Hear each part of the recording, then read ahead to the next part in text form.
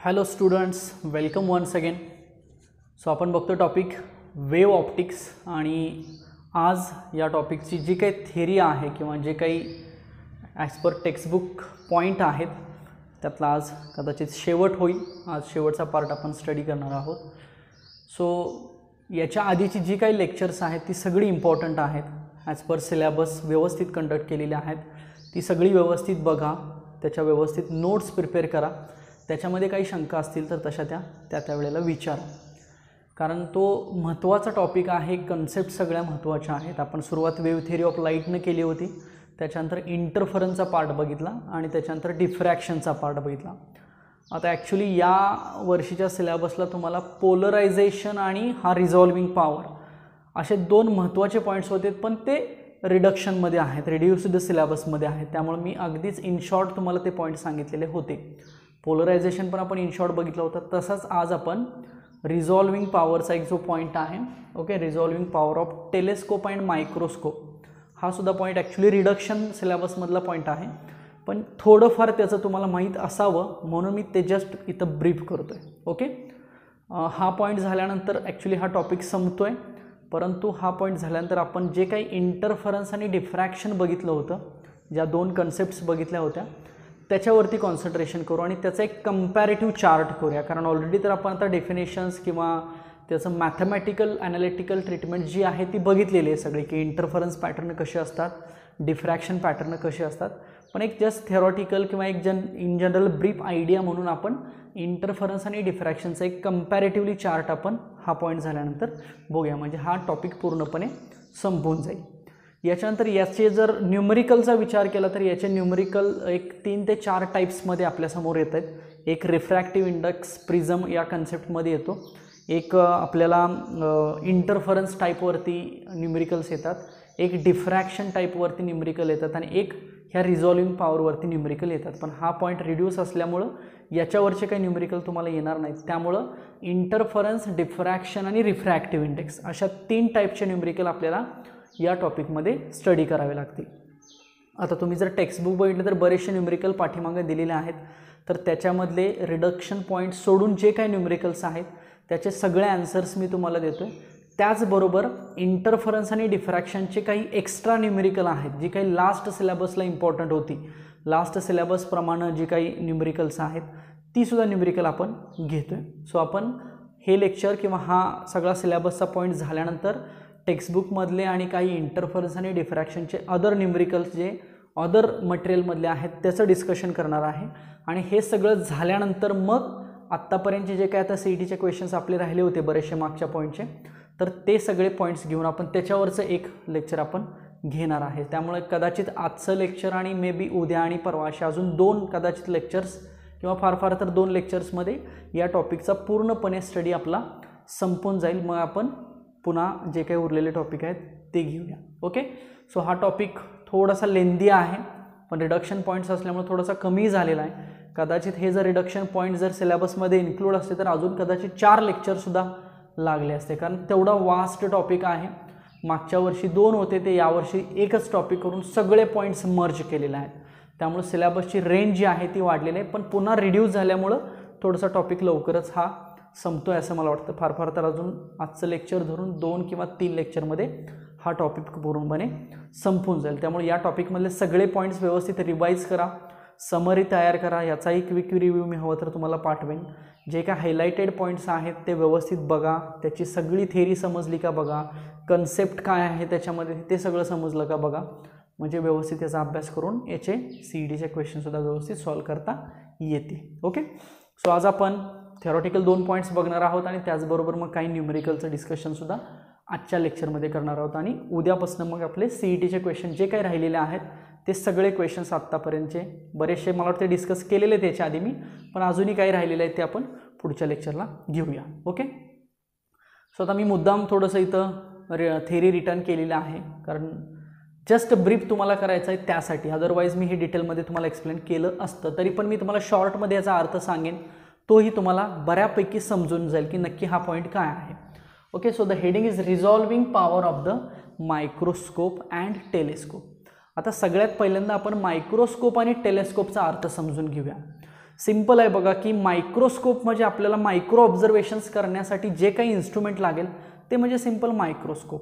आणि टेलेस्कोपचा अर्थ काय, टेलेस्कोपमधला टेले वर्ड लक्षात ठेवा. Tele it means so far which is at maximum distance from our place. Okay, so आपण दुर्बीण वापरतो. दुर्बीण, आता दुर्बीण पण दोन प्रकारचे असतात बघा. एक तुम्ही लॅबोरेटरीमध्ये बायोलॉजीला वापरली असेल, मायक्रोस्कोप वापरला असेल बघा, बरोबर.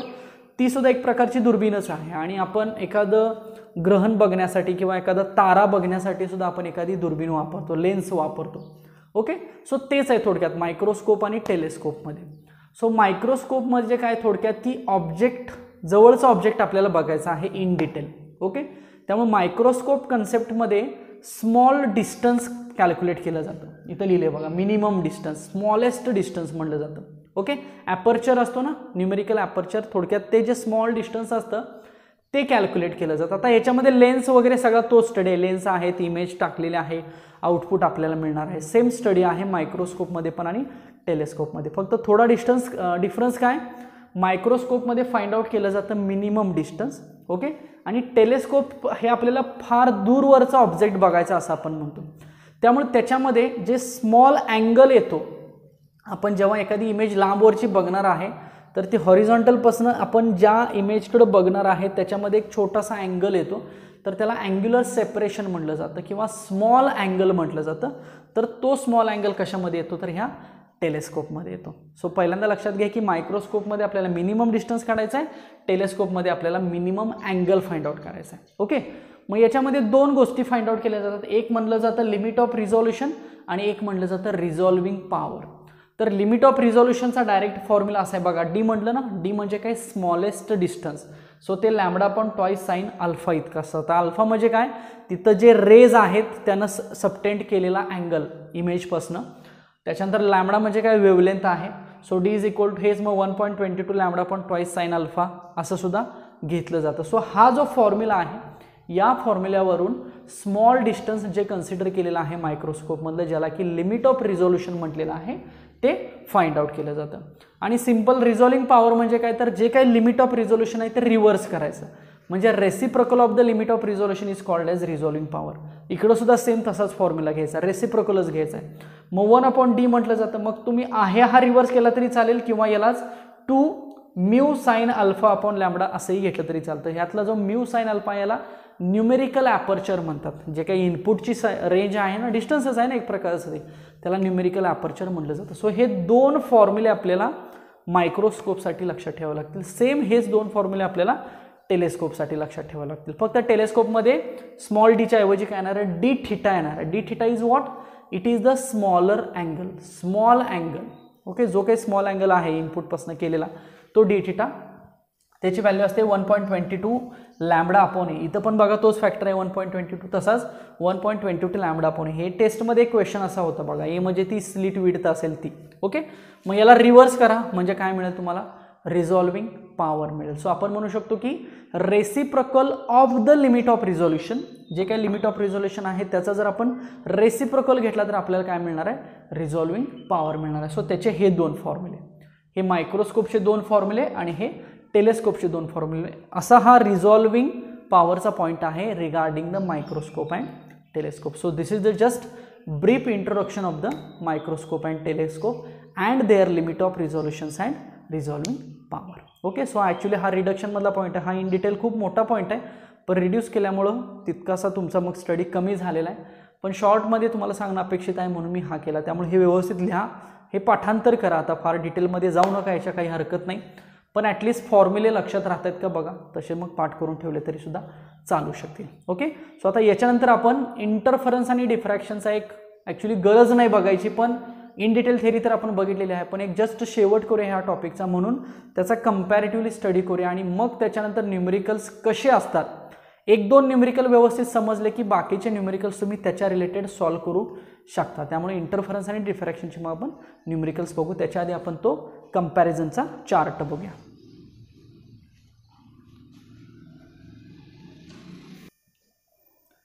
ओके, सो हेडिंग मी लिहिलेलं आहे बघा, इंटरफरन्स अँड डिफ्रॅक्शन. सो आपल्याला थोडंसं कंपॅरेटिव्ह पुन्हा एकदा बघायचं आहे, पुन्हा एकदा रिवाईज करायचं आहे, कारण हे दोन पॉईंट्स तर डेफिनेटली यायला पाहिजेत. ह्याची बरीचशी मॅथमॅटिकल एक्सप्रेशन्स आपण बघितलेले आहे. ॲनालिटिकल ट्रीटमेंट मोठी आहे, त्यामुळे ह्या दोन्हीच्या कन्सेप्टसुद्धा तुम्हाला व्यवस्थित समजल्या पाहिजेत. Okay, so interference is due to superposition of waves from different wave fronts. This is due to, असं लिहितो मी, this is due to interference of waves. This is due to interference of waves from different wavefronts.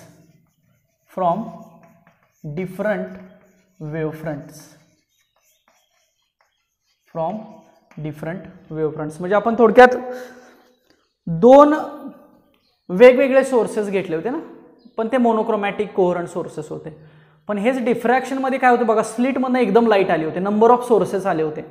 याच्यामध्ये दोन sources घेतले होते किंवा दोनच raise आपण म्हटलं होतं, पण इथं मात्र एक डिफरंट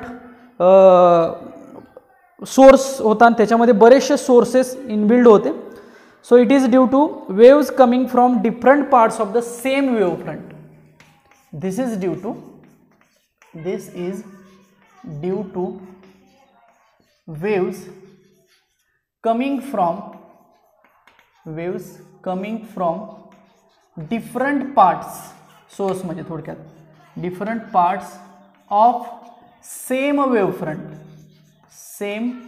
वेव्हफ्रंट एकच होता, पण त्याचे डिफरंट पार्ट्स होते, नंबर ऑफ सोर्सेसपासून लाईट येत होती. सो हा पॅटर्न असतो इंटरफरन्स आणि हा पॅटर्न मिळतो डिफ्रॅक्शन. इंटरफरन्स म्हणजे ब्राईट डार्क मिळत गेलो होतं बघा, इक्वल लेंथ इक्वल अमाऊंट असलेलं. पण याच्यामध्ये आपल्याला सेंटरचा पॅच ब्राईट मिळाला होता आणि त्याच्या बाजूला डार्क आणि ब्राईट असे कमी कमी इंटेन्सिटीचे मिळत गेलेले होते. आपण ते ग्राफमध्ये सुद्धा बघितलेलं होतं. इंटरफरन्समध्ये लिहा, all bright fringes are equal intensity. All bright fringes म्हणजेच points are equal intensity. All bright fringes are equal किंवा आर हॅव्हिंग इक्वल इंटेन्सिटी असं म्हटलं तरी चालेल. याच्यामध्ये intensity decreases with order of bright band. Intensity decreases with order of bright band. म्हणजे intensity कमी होत जाते ना, आणि अगदी शेवटचे पॉईंट्स पूर्ण ब्लॅक असतात ना. ग्राफ आठवतोय का बघा, इंटेन्सिटी कमी होत जाते, कारण सूर्याची किरण जेव्हा एखादं किरण आपल्या घरामध्ये आत पॅच पडतो त्याच्या बाजूला असे कमी होत पूर्ण ब्लॅक झालेलं असतं, फक्त सेंटर जो आहे तो पूर्ण ब्राईट म्हटलं जातं. इंटरफरन्समध्ये लिहा, minimum intensity may be 0. Minimum intensity may be 0. याच्यामध्ये जी काय मिनिमम इंटेन्सिटी आहे ती किती घेतली जाते, 0 घेतली जाते. आणि हाच पॉईंट इकडे लिहूया, minimum intensity is not 0. Minimum intensity is not 0 असं का लिहिलं बघा, कारण इंटेन्सिटी काही तर फिक्स 0 किंवा मॅक्सिमम अशी नाही आहे, कमी होत जाते, चेंज होतो इंटेन्सिटीमध्ये, म्हणून तो पॉईंट तसा लिहिला. नेक्स्ट इंटरफरन्समध्ये लिहा, width of the central maximum is same as that of other bright fringes. width of central maximum म्हणजे बरोबर मधला पॉइंट आणि त्याची width of central maximum is same of all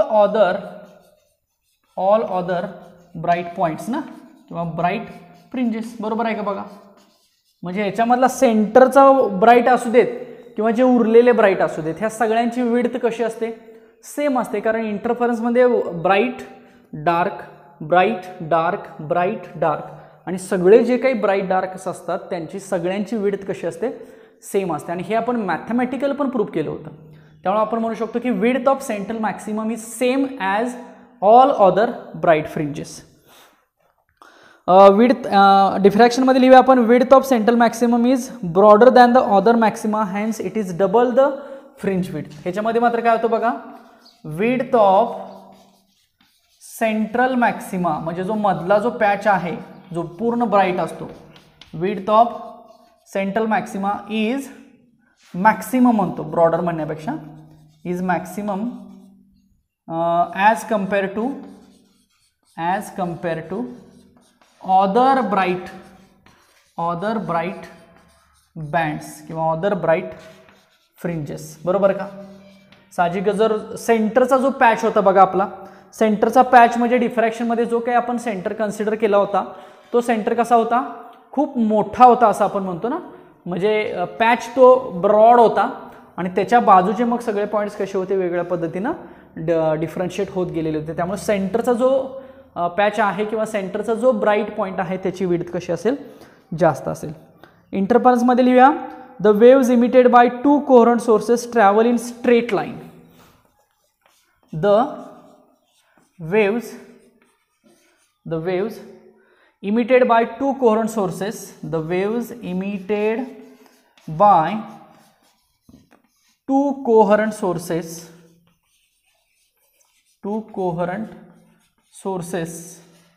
travel in straight line मध्ये travel होते असं आपण म्हणतोय, कारण दोन कोहरंट सोर्सेस होते ना, सेम सोर्सेस होते बघा. दोन कोहरंट म्हणजे दोन मोनोक्रोमॅटिक सोर्सेस होते ज्यांची वेवलेंथ सेम असेल किंवा ज्यांची फ्रिक्वेन्सी कशी असेल, सेम असेल.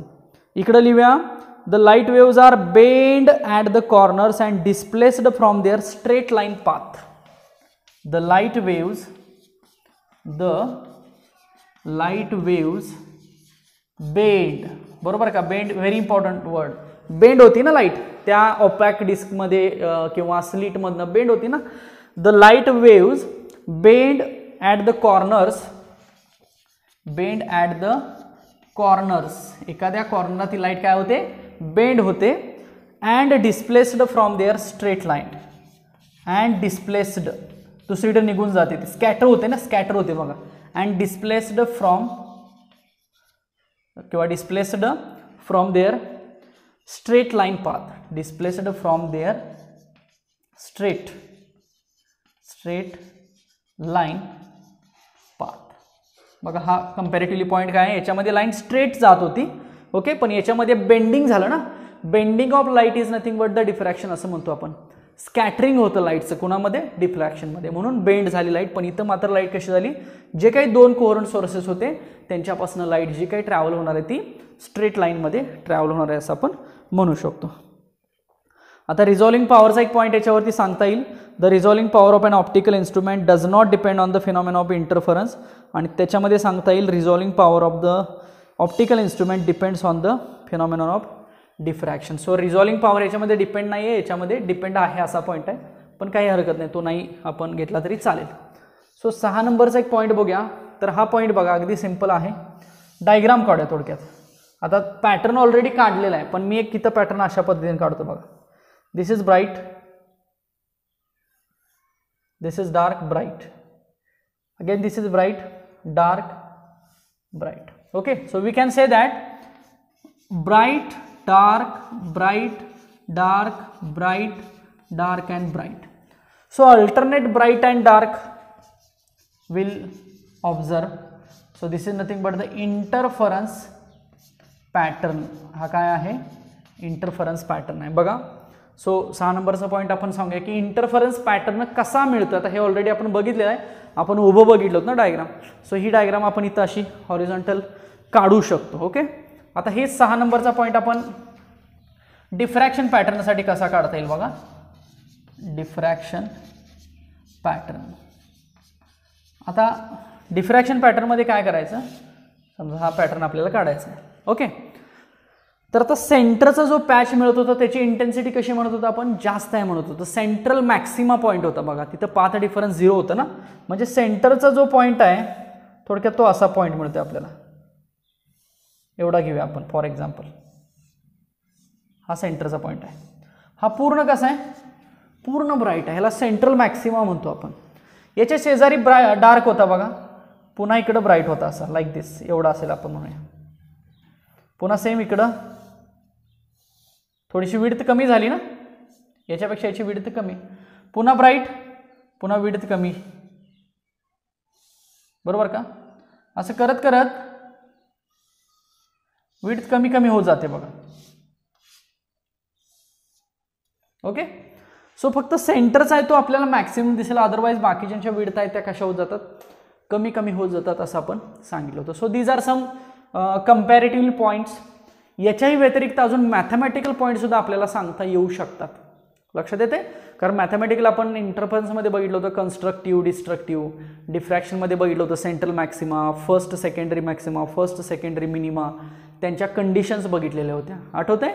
सो ते सुद्धा आपण इथं कंपॅरेटिव्हली ह्याच्यामध्ये सांगता येतं. पण एक इन जनरल तुम्हाला इंटरफरन्स म्हणजे काय आणि डिफ्रॅक्शन म्हणजे काय त्याच्यासाठी हे कंपॅरिझन. बघा सगळे पॉईंट्स व्यवस्थित समजले का? बघा प्रत्येक पॉईंट कंपॅरेटिव्हली तुम्हाला डिफाईन करता येईल. चला इथपर्यंत सगळ्यांनी व्यवस्थित लिहून घ्या. पुढचा पॉईंट बघूया आपण. आता ही एवढी तर थेरी पूर्णपणे या टॉपिकची संपलेली आहे. आता थोडेसे न्यूमरिकल्स जे काय आहेत त्याचं डिस्कशन करू. ओके, क्वेश्चन बघा. A point is situated at 7 centimetre and 7.2 centimetre from 2 coherent sources. एक पॉइंट आहे तो कोहरंट सोर्सेसपासून एक 7 वरती आहे आणि एक 7.2 सेंटीमीटर वरती आहे. Find the nature of illumination at the point if the wave of light is 4000 angstrom unit. म्हणजे फॉर एक्झाम्पल आधी कन्सेप्ट समजून घेऊया. बघा समजा हे 2 कोहरंट सोर्सेस आहेत आणि ही आपली स्क्रीन आहे. ओके, आणि इथे एक पॉईंट आहे असं आपण म्हणूया. हा पॉईंट आता हा ब्राईट आहे का डार्क आहे हे ओळखायचं आपल्याला. तर हा पहिला सोर्स आहे, हा दुसरा सोर्स आहे. तर इथून हा पॉईंट फॉर एक्झाम्पल असा सिच्युएट आहे. सो आपण इथं ह्याला काय म्हणतो, पाथ डिफरन्स म्हणतो ना. एवढा पाथ डिफरन्स असतो ना, दोन्ही काही सेम गेलेला नाही आहेत, बरोबर. तर एक जो आहे तो किती आहे, 7 सेंटीमीटर. मग याला आपण थोडक्यात x1 म्हणूया, 7 सेंटीमीटर. आणि दुसरा जो आहे तो x2 आहे, तो किती डिस्टन्सवरती आहे, 7.2 सेंटीमीटर. हा मोठा आहे ना. ओके, आणि जी काही वेवलेंथ चाललेली आहे, आता वेवलेंथ एकच असणार ना कोहरंट सोर्सेस असल्यामुळे, ती वेवलेंथ आहे 4000 एम्स्ट्रॉंग युनिट. हे कन्वर्जन पण करू शकतो आपण. 4000 गुणिले 10⁻10 मीटर लिहू शकतो. बघा we can write also, we can write 4 × 10⁻⁻7 meter. So this is the given, this condition is given, and we have to find whether illumination, okay, illumination of point P, म्हणजे whether it is bright or dark. मग आपण path difference वरून ओळखू शकतो की तो point bright आहे का डार्क आहे, बरोबर. आपण तुम्हाला मी सांगितलं होतं बघा, मी पाथ डिफरन्स म्हटलं की λ/2 आणि फेज डिफरन्स म्हटलं की 2π, आठवतंय. सो पाथ डिफरन्स आपल्याला सांगायचं आहे, म्हणजे E1 मल्टिप्लाय λ/2 असेल तर point bright, and odd multiply म्हणजे पॉइंट ऑड मल्टिप्लाय λ/2 असेल तर पॉइंट डार्क असं म्हणायचं. ओके, मग हेच ब्राईटसाठी आपण असं पण लिहिलं होतं बघा. So path difference is equal to twice n λ/2, आठवतंय. म्हणजे हेच आपण n λ पण लिहू शकतो ना. ओके, सो हा झाला ब्राईटचा पाथ डिफरन्स. सो हा आधी आपण आता काय करूया, चेक करून बघूया. Delta x is equal to n λ. आता डेल्टा एक्स म्हणजे कुठे आहे बघा, इथं आहे delta x. This distance is nothing but the delta x. So we can find the distance delta x. Path difference कसा काढतो आपण, ही वेव मायनस ही वेव, म्हणजे थोडक्यात इथून इथपर्यंतचा डिस्टन्स म्हणजे कोण आहे, x2 आहे, मायनस इथून इथपर्यंतचा डिस्टन्स कोण आहे, x1 आहे. म्हणजे x2 मायनस x1 कोण मिळेल आपल्याला, पाथ डिफरन्स मिळेल. Okay, so we can write path difference delta x is equal to x2 is what 7.2 centimeter. हे तात्पुरतं एवढंच ठेवूया, आणि हे 7 centimeter. So it becomes 0.2 centimeter. मग आपण हे लिहू शकतो की 2 × 10⁻² मीटर, म्हणजेच हे 0.2 × 10⁻² मीटर. सो 2 × 10⁻, हा मी पॉईंट जर उजवीकडे नेला तर राईट साईड म्हणजे -1, सो -3 मीटर मी लिहू शकतो. So this is what, this is the value of delta x. Path difference मिळाला आपल्याला 2 × 10⁻³ आता तो वेवलेंथ लॅम्बडा बरोबर चेक करून बघूया, ऑड मल्टिपल आहे का इवन मल्टिपल आहे. एन लॅम्बडा मिळाले ना आपल्याला. सो ह्या एनची व्हॅल्यू फाइंड आउट करून बघूया आपण. सो देअरफॉर याच्याहून एन किती येणार बघा, डेल्टा एक्स अपॉन लॅम्बडा येणार बघा. N is equal to delta x upon lambda लिहू शकतो आपण. आता डेल्टा एक्स किती मिळाला आपल्याला, 2 × 10⁻³ मिळाला. आणि लॅम्बडा किती आहे बघा, तर लॅम्बडा आहे 4 × 10⁻⁷ आहे. हे 1/2 म्हणजेच 0.5 येईल बघा हे. ओके. आणि इंटू हे 10⁻, हे -3 आणि हा वरती जाऊ देत, +7 होईल तो. सो +4 होईल बघा. चालेल का बघा. मग हेच आपण ॲडजस्ट करूया, हा सगळा घालूया. आपल्याला हा चेक करायचा आहे ऑड आहे का इवन आहे. सो मग हा +4 ची ॲडजस्टमेंट करायची आपल्याला, बरोबर. So we can right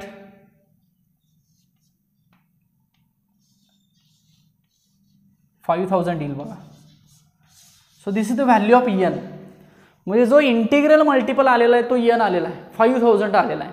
okay. मग तो इथं पुट करा किंवा इथं पुट करा, कुठं पण पुट करा, या दोन्हीपैकी कुठेही पुट करू शकता. मग फॉर एक्झाम्पल आपण इथं पुट करून बघूया, कारण ही आपण लक्षात ठेवा म्हणलो ना मी तुम्हाला. Okay. So delta x is equal to किती येणार सांगा.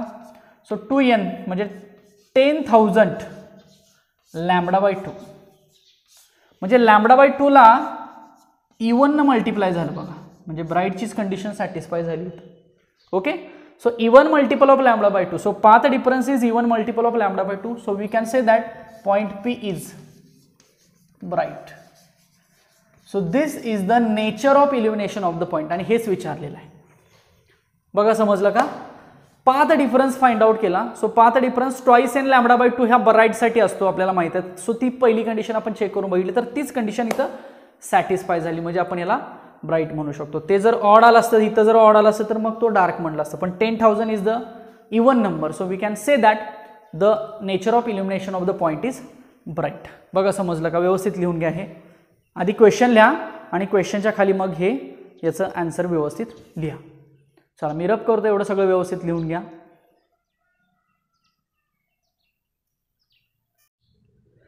चला नेक्स्ट क्वेश्चन बघा. सेम अशा टाईपवरतीच, फक्त थोडासा वेगळ्या पद्धतीनं बघूया. क्वेश्चन लिहून घ्या, दिसतोय समोर तुम्हाला. The path difference between 2 monochromatic waves meeting at a point is 85.5 lambda. Full stop. If the path difference is 42.75 micrometre. So discuss whether the point is bright or dark and also find the wavelength of light. Question व्यवस्थित लिहून घ्या आधी. क्वेश्चनचा अर्थ बघा, तुम्हाला path difference दिलेला आहे 2 waves मधला, आणि तो सांगितलेला आहे की 85.5 लॅम्बडा आहे, आणि ॲज वेल त्याची व्हॅल्यू पण दिलेली आहे की तो 42.75 इतका आहे. सो एवढ्यावरनं तुम्हाला ओळखायचं आहे की तो पॉइंट ब्राईट आहे का डार्क आहे. डायग्राम मागाच्या सारखीच. आता पाथ डिफरन्स दिलेला आहे, आपण डेल्टा एक्स लिहूया givens. So delta x. Okay. So it is 85.5 and lambda as well as त्याची व्हॅल्यू पण दिलेली आहे. ती व्हॅल्यू किती आहे, 42.75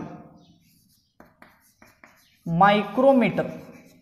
so it becomes 42.75 into 10⁻⁻6 meter.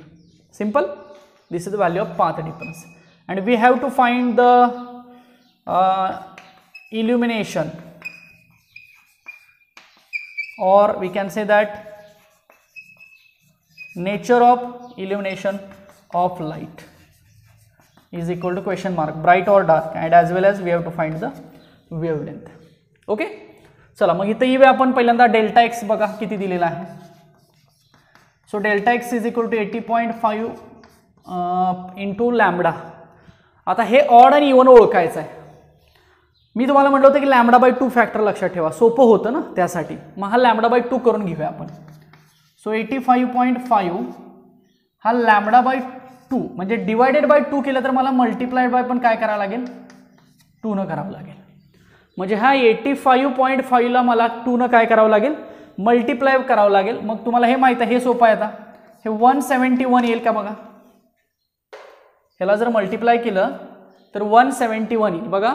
85 दुने 170 आणि हे पॉईंट 171 येईल.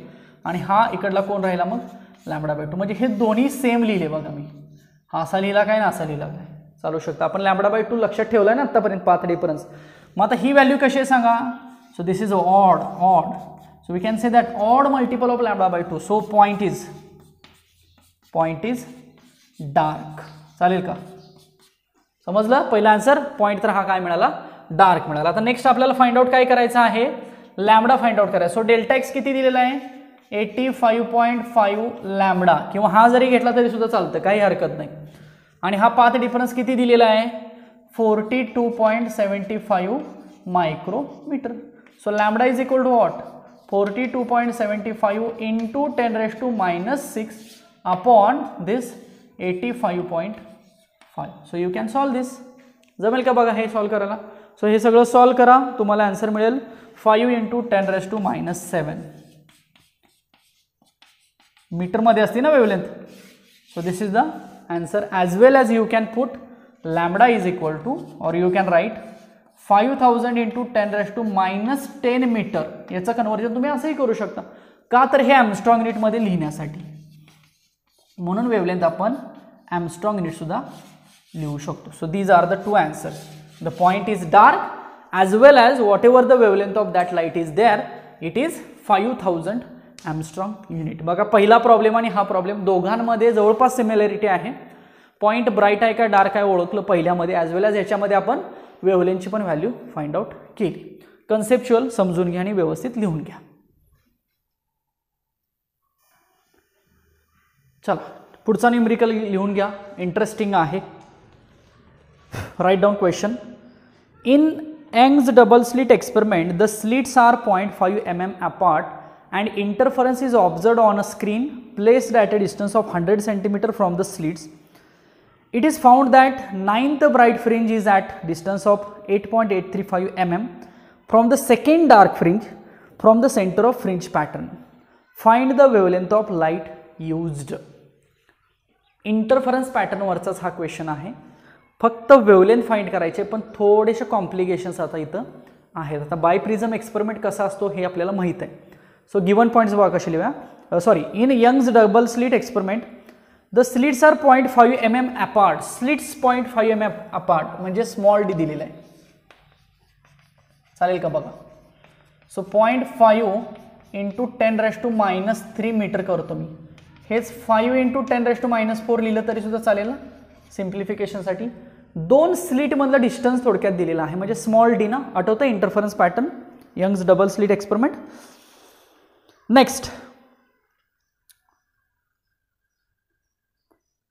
interference is observed on a screen placed at a distance of 100 cm from the slits.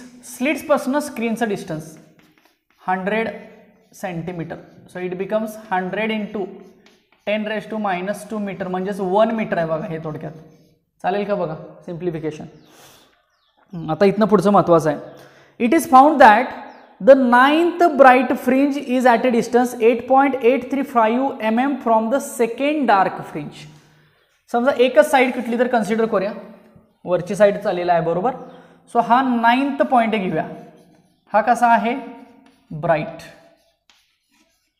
So काय सांगितले बघा की 9th bright fringe is at a distance of 8.835 mm from, हा 8.835 mm from कुठून? Second dark fringe. दुसऱ्या dark पासून, कारण bright dark असेच असतात ना पॉईंट. सो दुसऱ्या डार्क पासून 9व्या ब्राइट पॉईंटचं डिस्टन्स किती दिलेलं आहे? 8.835 दिलेला आहे. सो वेवलेंथ काढायचे. So lambda is equal to question mark. So या केसमध्ये lambda is equal to question mark असा आहे. सो आता ब्राइट आणि डार्क दोन्ही पॉईंट आलेले आहेत. इंटरफरन्समध्ये दोन्ही पॉईंट्स असतात ना. सो दोन्हीचे फॉर्म्युले आपल्याला माहीत पाहिजेत. ब्राइटचा डिस्टन्सचा फॉर्म्युला आठवतोय का बघा? xn is equal to n lambda D upon small d. आणि डार्कचा आठवतोय का बघा? xn डॅश म्हटलं होतं आपण, twice n - 1 lambda D upon twice d म्हटलं होतं. आठवतं दोन्ही फॉर्म्युले? ते दोन्ही फॉर्म्युले आपल्याला इथं यूज करावे लागतील आणि त्याच्यावरनं लॅम्बडा फाइंड आउट करावं लागेल. गिवन पॉईंट समजले? कंडिशन समजली का बघा? ही डायग्राम समजली का बघा? आता आपण nचं डिस्टन्स लिहून ठेवूया आणि सेकंडचं डिस्टन्स लिहून ठेवूया, आणि दोघांमधला डिफरन्स आपल्याला माहिती आहे एवढा दिलेला आहे. म्हणजे थोडक्यात अजून एक गिवन पॉईंट असा लिहिला तर चालेल का बघा? x9 -x2, पण हा डार्क आहे म्हणून ह्याला डॅश म्हणूया आणि हा ब्राईट आहे म्हणून आहे तसंच ठेवा, is equal to given that is 8.835 mm. बरोबर का बघा. सो x9 - x2 डॅश दिलेला आहे इज इक्वल टू 8.835. आता हे फक्त शोधायला लागेल x9 किती, x2 डॅश किती, फॉर्म्युला शोधायला लागेल. सो पहिल्यांदा ब्राईटचा फॉर्म्युला लिहूया आपण. ब्राईटचा फॉर्म्युला काय असतो जनरली सांगा. ब्राईट xn म्हणतो ना, so n lambda d upon small d. मग ब्राईटमध्ये कितवा पॉईंट आहे, 9th पॉईंट आहे, 9th ब्राईट, म्हणून हा फॉर्म्युला मग काय येणार सांगा. x9 is equal to 9 lambda d upon small d. Equation 1 म्हणूया, चालेल का बघा. So this point or this formula is regarding the bright point. हे आपलं झालेलं आहे, हा ब्राईट पॉईंटशी रिलेटेड पॉईंट आहे, हे माहित आहे आपल्याला. बरोबर.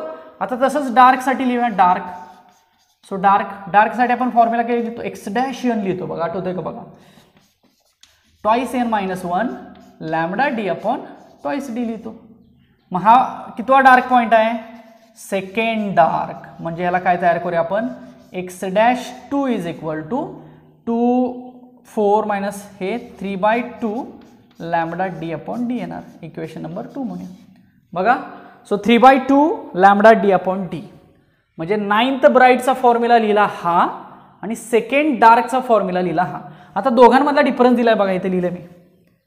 सो दोघांमधला डिफरन्स एवढा दिलेला आहे, मग लिहूया. So therefore 9 lambda D upon small D minus equation 1 minus equation 2 करूया, 3/2 lambda D upon small d. आणि हे किती दिलेला आहे डिफरन्स, तर 8.835 इंटू 10⁻³ म्हणूया, mm आहे ना, चालेल का बघा. मग आता याच्यामध्ये मी काय करतो,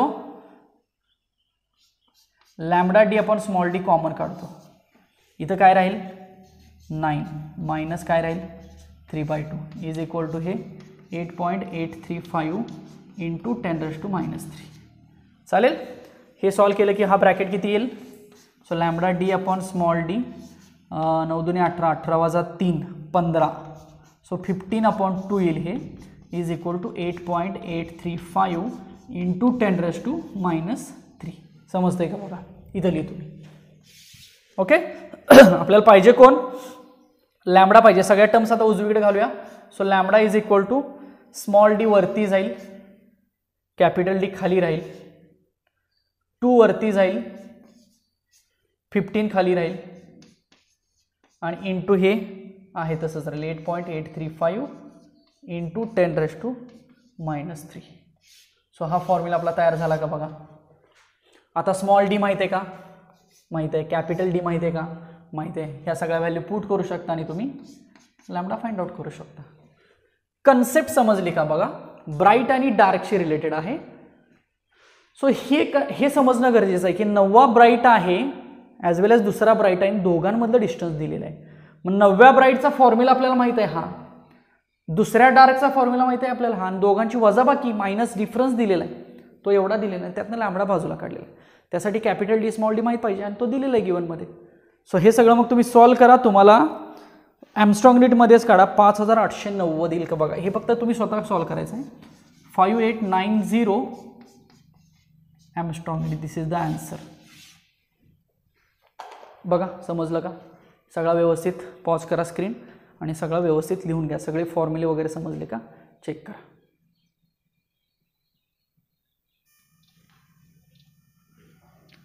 चला पुढचा क्वेश्चन बघूया. पुन्हा क्वेश्चन सेम इंटरफरन्सशीच रिलेटेड आहे. Monochromatic light from A narrow slit illuminates 2 narrow slits 0.3 mm apart, producing an interference pattern with bright fringes 1.5 mm apart on a screen 75 cm away. Find the wavelength of the light. How will the fringe width be altered if the distance of screen is doubled and the separation between the slit is doubled?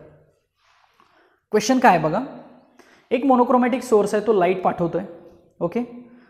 2 narrow slits 0.3 mm apart, 2 slit मधलं distance आहे, म्हणजे small d दिलेला आहे 0.3 mm apart. So it becomes 3 into 10⁻⁻⁴. Direct करतो बघा मी इथं, चालेल का बघा. Next, producing an interference pattern with bright fringes 1.5 mm apart. Bright fringes मधलं डिस्टन्स दिलेलं आहे. मग दोन ब्राईट फ्रिंजेस मधलं डिस्टन्स म्हणजे फ्रिंज विड्थ ना, कॅपिटल एक्स, बरोबर. So it is 1.5 mm. So it becomes 1.5 into 10⁻³ metre, किंवा हे 15 करा पण 10⁻⁴ मीटर करा. जे सिंपल करता येईल तेवढं करायचं.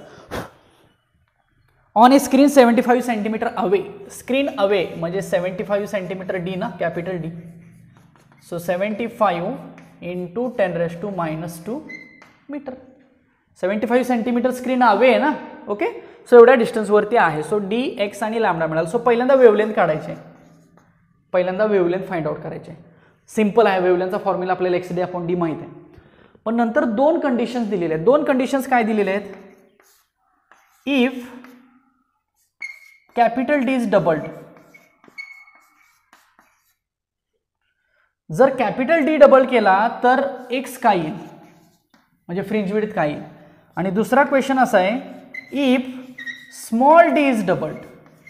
बघा, एकदा कॅपिटल डी वाढवा, डबल करा, फ्रिंज विड्थ काय ते चेक करा, आणि एकदा स्मॉल डी वाढवा. स्मॉल डी म्हणजे काय, स्लिट मधला डिस्टन्स वाढवा, फ्रिंज विड्थ काय येईल हे सांगा. असा क्वेश्चन आहे. टोटल 3 क्वेश्चन्स आहेत. सो पहिला सोपा आहे लॅम्बडा फाइंड करणं. सो लॅम्बडाचा फॉर्म्युला कसा लिहितो आपण? So lambda is equal to x d by capital D, बरोबर आहे. हा फॉर्म्युला लॅम्बडाचा x d upon capital D. आता एक्स म्हणजे किती आहे? सो 15 इंटू 10⁻⁴ आहे. स्मॉल डी किती आहे? 3 इंटू 10⁻⁴ आहे. अपॉन कॅपिटल डी किती आहे? 75 इंटू 10⁻² आहे. आता एवढं सॉल्व कराल. सो एवढं तुम्ही सॉल्व करा इन डिटेल. सो लॅम्बडाची व्हॅल्यू 6000 एंगस्ट्रॉम युनिट येते का बघा. हे फक्त सॉल्व करा. मी आता हे सॉल्व केलेलं नाही, मी तुम्हाला हिंट दिली. पहिला क्वेश्चन आपला समजला आपल्याला. लॅम्बडा डायरेक्ट गिवन पॉईंट्स दिलेले आहेत आणि त्याच्यावर आपण लॅम्बडा फाइंड केला. आता फ्रिंज विड्थ चेंज होणार का? कॅपिटल डी डबल केल्यावर तर होणार. फ्रिंज विड्थ चेंज होणार का? स्मॉल डी डबल केल्यावर तर होणार. का तर फ्रिंज विड्थ डिपेंड आहे ना स्मॉल डी कॅपिटल डी सगळ्यांच्यावरती. मग ती किती होणार असं विचारलेलं आहे. ओके.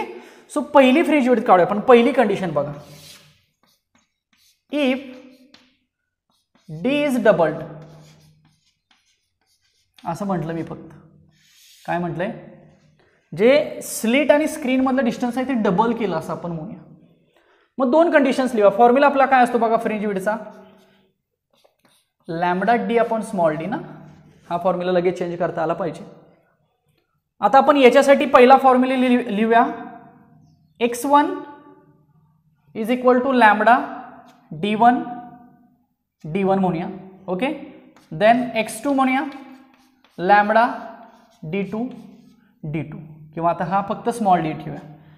लॅम्बडा आणि स्मॉल डी मी आहे तसंच ठेवलं बघा, ते चेंज करायचं नाही. फक्त चेंज कोण करायचं आहे? कॅपिटल डी चेंज करायचं आहे. म्हणून पहिला फॉर्म्युला मी d1 म्हटला, दुसरा फॉर्म्युला d2 म्हटला. दोन्ही डिवाइड करू.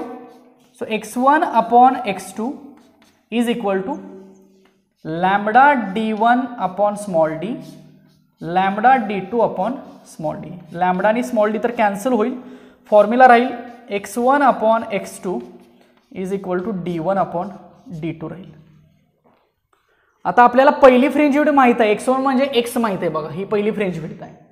ह्या फ्रिंज विड्थमध्ये डी कॅपिटल डी डबल केला तर काय होईल, म्हणजे x2 काढायचं. सो x2 सांगा मग याच्यावर काय येईल. So x2 is equal to, हा इकडे घेऊया. सो d2 अपॉन d1 म्हणू आणि इंटू x1 म्हणूया. मल्टिप्लाय येतं. ओके. मग आता d2 किती आहे सांगा. डी इज डबलचा अर्थ काय केला आहे की d2 ची व्हॅल्यू ट्वाइस ऑफ d1 घेतलेली आहे, पहिल्यापेक्षा डबल केली ना. ओके. म्हणजे काय येणार. So twice of d1 upon d1 आणि हा कोण आहे x1. d1 तर गेला, मग ट्वाइस ऑफ x, कारण x1 म्हणजेच कोण आहे, x आहे ना. सो फ्रिंज विड्थ काय होणार आहे, डबल होणार आहे.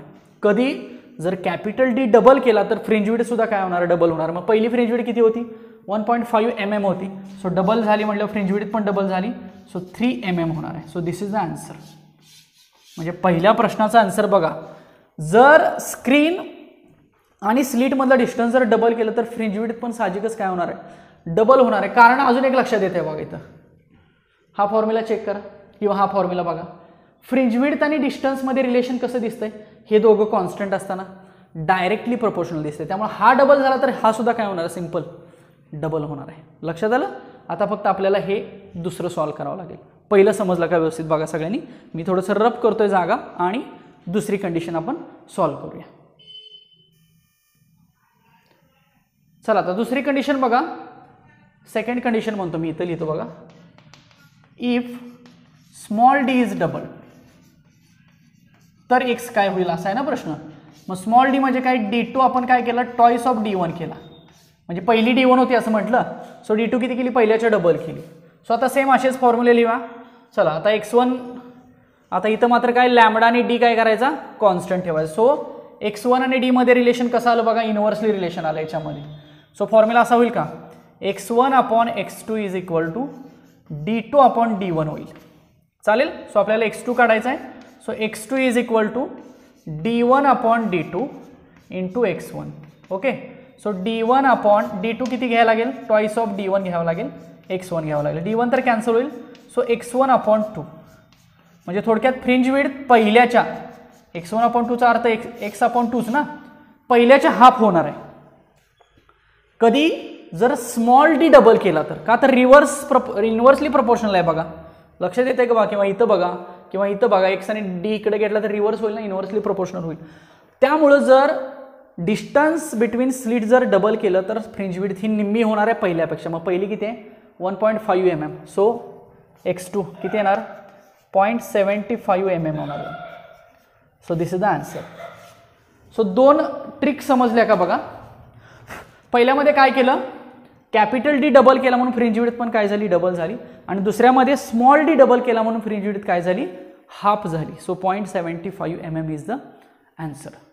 लिहून घ्या व्यवस्थित. सगळं समजलं का बघा इन डिटेल, व्यवस्थित गिवन पॉईंट्स आणि सोल्युशन कशा पद्धतीनं फाइंड आउट केलं हे सगळं बघा आणि हे लिहून घ्या. मी हे रब करतोय.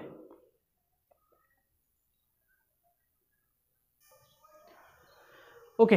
नेक्स्ट क्वेश्चन बघा, टेक्स्टबुक मधला एक घेऊया. सो टेक्स्टबुक मधला अगदी शेवटचा क्वेश्चन आहे, पण तो इंटरफरन्स कन्सेप्टवरती डिपेंड आहे बघा. क्वेश्चन बघा, the distance between two consecutive bright fringes in a biprism experiment using light of wavelength 6000 Armstrong unit is 0.32 mm. Then by how much will the distance change if the light wave of wavelength 4800 Armstrong unit is used? अर्थ काय बघा ह्या प्रॉब्लेमचा. 6000 wavelength असताना fringe width दिलेले आहे 0.32 mm. तर ती wavelength जर कमी केली, 4800 केली, तर फ्रिंज विड्थ कितीनं चेंज होईल हे काढायचं आहे. बघा मी गिवन पॉईंट लिहितो. पहिली फ्रिंज विड्थ दिलेली आहे म्हणून त्याला x1 म्हणतो. सो x1 दिलेला आहे 0.32 mm. मग ही फ्रिंज विड्थ कधी मिळाली, जेव्हा वेवलेंथ किती होती, जेव्हा वेवलेंथ 6000 Armstrong युनिट एवढी होती. आहे तशीच ठेवूया आपण. चेंज केलं तरी चालेल, चेंज केलं तरी चालेल, काही हरकत नाही. नेक्स्ट, आता दुसरी फ्रिंज विड्थ किती होईल, जेव्हा वेवलेंथ आपल्याला करायला लागेल, किती कमी करायला लागेल, म्हणजे 4800 करायला लागेल. आणि पुन्हा चेंज पण काढायला लागेल ना. सो आधी x2 काढायला लागेल आणि नंतर मग आता साहजिकच मला सांगा 6000ला कमी झाली तर हे सुद्धा कमी होणार ना, कारण वेवलेंथ आणि x मध्ये रिलेशन डायरेक्टली प्रोपोर्शनल आहे असं आपण म्हणतो. त्यामुळे ही वेवलेंथ कमी झाल्यामुळे फ्रिंज विड्थ पण कमी होणार आहे. मग कितीने कमी झाली काढायची, म्हणजे काय करायचं, चेंज काढायचा, change. So change in fringe width असं म्हणतो बघा मी, चेंज इन फ्रिंज विड्थ. त्याला आपण डेल्टा कॅपिटल एक्स म्हणूया. सो काय म्हणूया मग, x1 मायनस x2 म्हणूया. आणि हे आपल्याला काढावं लागेल. त्यासाठी आधी आपल्याला x2 काढावं लागेल. चालेल का बघा. सो आपण फॉर्म्युला पहिल्यांदा फ्रिंज विड्थ मधला फॉर्म्युला आपण डायरेक्टली प्रोपोर्शनल लिहू शकतो. So formula x1 upon x2 is equal to λ1 upon λ2. So therefore x2 is equal to λ2 upon λ1 into x1 लिहावं लागेल. चालेल का बघा. सो λ2 किती आहे बघा, आता 4800 Armstrong युनिट आहे तसंच ठेवतो मी, 6000 Armstrong युनिट आहे तसंच ठेवतो. शेवटी Armstrong युनिट कॅन्सल होईल. हे mm मध्ये ठेवूया, 0.32 mm आहे तसंच ठेवूया. ह्या दोन झिरोज जातील. याला 12 भाग जातोय, 12 चोक 48 आणि 12 पंचे 60 आणि हे 0.32 mm. ओके. सो हे आपण अजून सॉल्व करू शकतो. 4 × 32 म्हणू शकतो अपॉन 5 म्हणू शकतो इंटू 10⁻². हे किती होईल बघा, 32 घेतलं म्हणून 2 पॉईंट्स इकडे झाले, राईट साईड -2 आणि हे -3 mm आहे ना, सो -5 होणार आहे. किंवा हे नाही लिहिलं तरी चालेल, शेवटी आपण आन्सर mm मध्येच काढूया. ओके, सो x2 किती मिळणार बघा. सो हे 6.4 आणि हे 4, सो 6 1 25.6 इंटू 10⁻² mm ना. सो इट बिकम्स, आता हे -2 घालूया, सो 0.mm एवढे येईल बघा. x2 कमी झाला का बघा, x2 x1 0.32 होता, सो 0.25 झाला mm. मग चेंज काढायचं आहे ना, मग चेंज कसा काढूया. So delta x fringe width मधला चेंज किती, पहिली किती होती 0.32 आणि वजा mm मध्येच येणार ना आन्सर हे. सो दोघांची वजाबाकी करा, सो दोघांची वजाबाकी मग 0.064 mm. So this is nothing but the change in fringe width. म्हणजे समजलं का बघा, जर पहिली फ्रिंज विड्थ 32 mm होती किंवा 0.32 mm होती या वेवलेंथला, तर या वेवलेंथला फ्रिंज विड्थ झाली 0.25 mm. मग 0.32 आणि 0.25 मधला डिफरन्स किती असेल, तर एवढा असेल 0.064 mm. So this is the answer. हे टेक्स्टबुक मधलं न्यूमरिकल आहे बघा. व्यवस्थित क्वेश्चन आणि त्याचा आन्सर व्यवस्थित एकाखाली एक लिहून घ्या. चला नेक्स्ट टेक्स्टबुक मधलाच आहे. A monochromatic electromagnetic radiation from a distance source passes through a slit. The diffraction pattern is observed on a screen 2.5 mm from the slit. Diffraction वरचा आहे हा. If the width of the central maximum is 6 mm, what is the slit width if the wavelength is?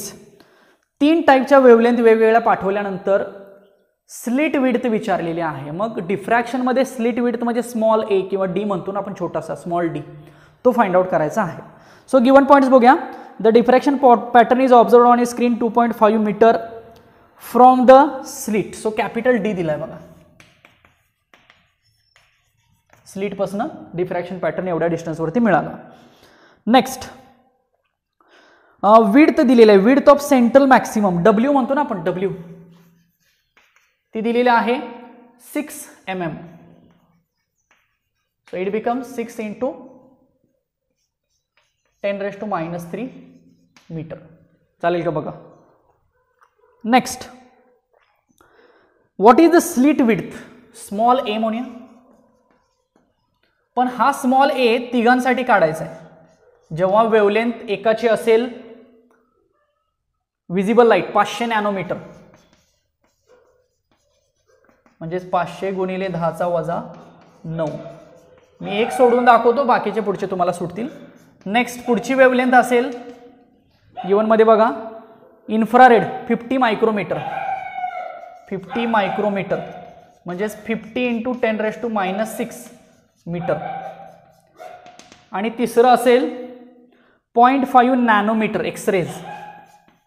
0.5 nanometre म्हणजेच 0.5 × 10⁻⁹ metre. ह्या 3 कंडिशनसाठी A1 काढायचा, A2 काढायचा, A3 काढायचा. Okay. पण आता विड्थ मला सांगा, विड्थ आपण किती घेतली होती, विड्थ ट्वाइस λd/स्मॉल a घेतली होती का. विड्थ कुणाची विड्थ बघा, हा डिफ्रॅक्शन आहे ना. सो ही जी विड्थ होती 2 डार्क मधली विड्थ ही डबल होती ना, ट्वाइस λd/स्मॉल d किंवा स्मॉल a म्हटलं होतं आपण. डिफ्रॅक्शन मधला हा फॉर्म्युला आहे बघा, विड्थ. सो विड्थचा फॉर्म्युला काय लिहिला आपण, ट्वाइस λd/स्मॉल a. आता विड्थ दिलेली आहे, कॅपिटल D दिलेला आहे, स्मॉल a काढावा लागेल. मग मला सांगा पहिला A1चा फॉर्म्युला काय येईल. So A1 is equal to twice of λ1 capital D upon width येईल. आता λ1 हा यूज करायचा, कॅपिटल D W तुम्हाला दिलेला आहे. A2 साठी काय यूज करायचा, twice of λ2 capital D upon width. आणि A3 साठी काय करायचा, twice of λ3 capital D upon width. असे 3 फॉर्म्युले यूज करून 3 आन्सर्स फाइंड आउट करायचे. ओके, मी आन्सर्स इथं लिहून ठेवतो. 0.416 mm, 0.416 mm. This is the first answer. तुम्ही आता हे सॉल्व करा in detail. 41.6 mm, 41.6 mm. Next 4.16 into 10 raised to minus 4, 4.16 into 10 raised to minus 4 mm. तिसऱ्याचं स्लिट विड्थ, कारण स्लिट विड्थ प्रत्येक वेळेला चेंज होईल ना, का तर वेवलेंथ चेंज होत चाललेला. डब्ल्यू आणि कॅपिटल डी भले कॉन्स्टंट असू देत, पण स्लिट विड्थ काय होत चाललेले, चेंज होत चाललेले. त्यामुळे हे तिन्ही आन्सर्स व्यवस्थित सॉल्व करा. लिहून घ्या सगळं आणि आन्सर सॉल्व करून ठेवा. मी आन्सर्स फायनल लिहिलेले आहेत. Write down. नेक्स्ट टेक्स्टबुक मधलाच आहे, टेक्स्टबुक मधला 21 नंबरचा आहे. A parallel beam of green light of wavelength 546 nanometre passes through a slit of width 0.4 mm. The intensity pattern of the transmitted light is seen on a screen which is 40 centimeter away. What the distance between the two first order minima? Question is what? A parallel beam of green light of a wavelength 546 nanometer. Lambda दिलेला आहे, lambda 546 nanometre. So 546 into 10 raised to minus 9 metre wavelength दिलेली आहे. Passes through a slit of width 0.4 mm, small d किंवा small a म्हणतो ना, 0.4 mm. So it becomes 0.4 into 10 raised to minus 3 metre. Next the intensity pattern of transmitted light is seen on a screen which is 40 centimeter away. Capital D दिलेला आहे 40 centimeter. So it becomes 40 into 10 raised to minus 2 meter. Next, what is the distance between two first order minima? हे व्यवस्थित एवढं समजणं गरजेचं आहे. Distance between to first order minima. आता हे डिस्टन्स कुठलं बघा नक्की. हा असा डिफ्रॅक्शन पॅटर्न असतो बरोबर. हा जो आहे तो first order minima, as well as हा जो आहे तो सुद्धा काय आहे, फर्स्ट ऑर्डर मिनिमा. म्हणजे हा इकडच्या साईडचा मिनिमम पहिला डार्क पॉईंट आणि हा इकडच्या साईडचा पहिला डार्क पॉईंट. आठवतंय का बघा डिफ्रॅक्शन पॅटर्न आपण उभा पण घेतला होता, आडवा पण घेऊ शकतो. सो हे डिस्टन्स काढायचं आहे. मग हे डिस्टन्स म्हणजे थोडक्यात काय की सेंट्रल मॅक्सिमाची विड्थ, सेंट्रल मॅक्सिमा किंवा width of central maxima twice lambda capital D upon small a. बरोबर आहे का बघा. सेंट्रल जो ब्राईट पॅच मिळतो आपल्याला डिफ्रॅक्शनमध्ये, तो जो सेंट्रल ब्राईट पॅच आहे त्याची जी विड्थ आहे ती आपण किती घेतो, twice lambda capital D upon small a घेतो. सो ट्वाइस लॅम्बडा घेऊया आपण 546 into 10 raised to minus 9. Capital D घेऊया आपण 40 into 10 raised to minus 2 divided by small a घेऊया आपण 0.4 into 10 raised to minus 3. हे सगळं सॉल्व करून बघा विड्थ मग किती येते. So I will give you the directly answer 1.1 mm millimetre. हे फक्त कॅल्क्युलेशन्स तुम्ही करू शकता. बघा इथपर्यंत समजलं का. Right down. So this question is also from textbook. Okay, हे समजलं का बघा. सो हे जेवढे काही न्यूमरिकल झालेले आहेत ते सगळे एकदा व्यवस्थित क्वेश्चन आन्सर टाईप लिहा.